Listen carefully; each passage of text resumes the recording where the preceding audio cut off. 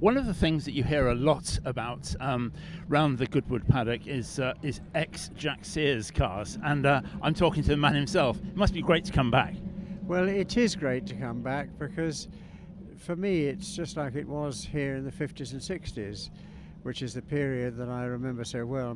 My first race ever was here at Goodwood in 1950 in a TCMG at the spring BARC meeting, and I really got the bug that day, and of course I then continued racing for the next 16 years really.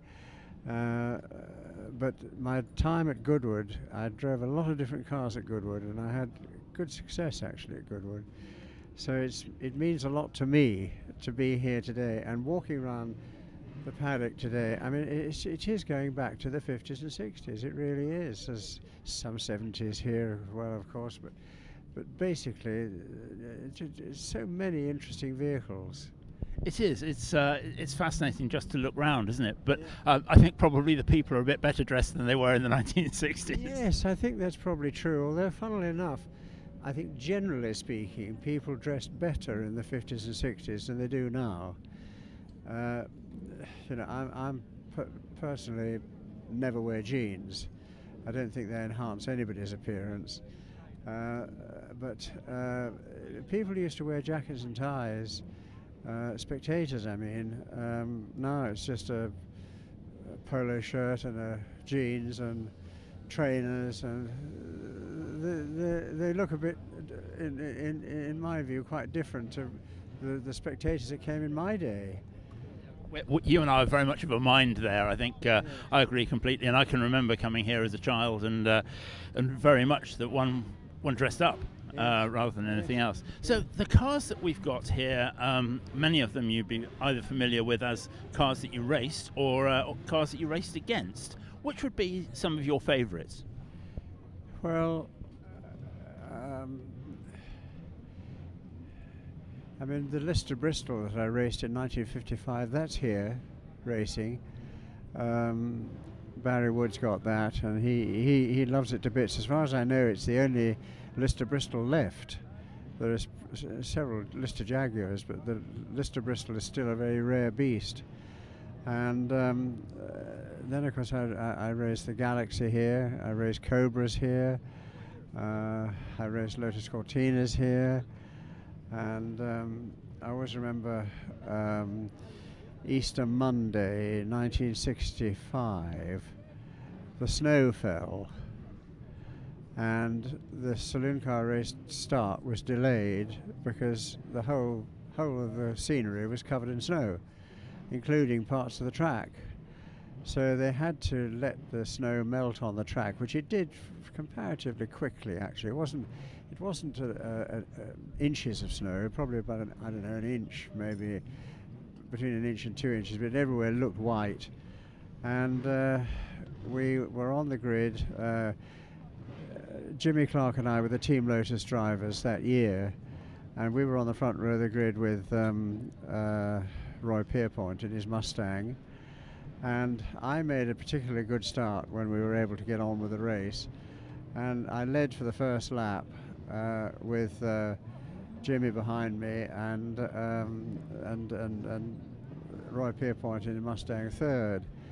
During the second lap, of course, I always had to admit that Jim was a wee bit faster than me, and he got by me over at coming out of St Mary's actually, and then I followed him for the rest of the race. So he won it, I was second, and the Pierpoint was third, by which time the snow was melting on the grass as well. But you know, I do remember that day because I flew down from Norfolk with Colin Chapman in his twin-engine Cessna. I wanted to be back because we had the Saturday practice here, Easter Saturday practice, and qualifying, and then the Easter Sunday I wanted to be at home with my children and wife, and so it was all arranged. Colin said, "Oh, that's no problem." We landed at North Pickenham Airfield, which is 2 miles away from my farm. We got permission to land there by the new landowner. It wasn't the RAF anymore, He was a farmer, and so he dropped me off, and then on Monday morning he picked me up again, and that's when the snow shower started. And I remember thinking, oh my God, if it's really snowing, he won't land. But luckily there was a gap in the snow, and the sun came out, and he did land, and I did get on it, and he did fly down here, and the rest is what I've just told you. And Goodwood obviously is a very, very quick track, isn't it? It's very fast, and that it must be quite daunting in anything. But certainly some of those big V8s must have been pretty incredible around here. Well, yes, they were. I mean, the corners. There was one thing about the corners of Goodwood, they all flowed quite nicely, and they all had their idiosyncrasies. I mean, there's a bump in the middle of Madgwick, which, you know, if you don't get it right, you can easily get the car kicking sideways. And St Mary's, I always thought, was a work of art. You had to work very hard to get a good time through St Mary's. It's very easy to come in too fast, and then you know, it didn't work. So you needed to come in at a speed where the car was easily, I'm talking about the right-hander in St Mary's, followed immediately by the left-hander. If you got the right-hander wrong, then the left-hander was wrong. And then you went up to Lavant, and you'd lost a second and perhaps got overtaken for your trouble. So it was essential that you took St Mary's properly to get the left-hander correct. But you see, we didn't know any better. I mean, we just took the Cobra for what it was, and the Galaxy for what it was, and the Lotus Cortinas for what they were. You know, with no other yardsticks. I mean, they were quick, they were interesting to drive, and you just got on and learned how to do it. You know, if you couldn't cope, somebody else would. And I suppose that's probably true today as well. Yeah. But it's great walking around the paddock, isn't it, and seeing all these great cars. That's absolutely super. Absolutely. And talking to the drivers of today, you were talking to Andrew about the saloon car racing. Well, you see, he's the new generation, and he's now experiencing the sort of cars that I used to drive. And it's quite an eye-opener for these guys, you know. They don't quite realise what it's all about, because on there and the BTCC cars now, you see, they don't really drift.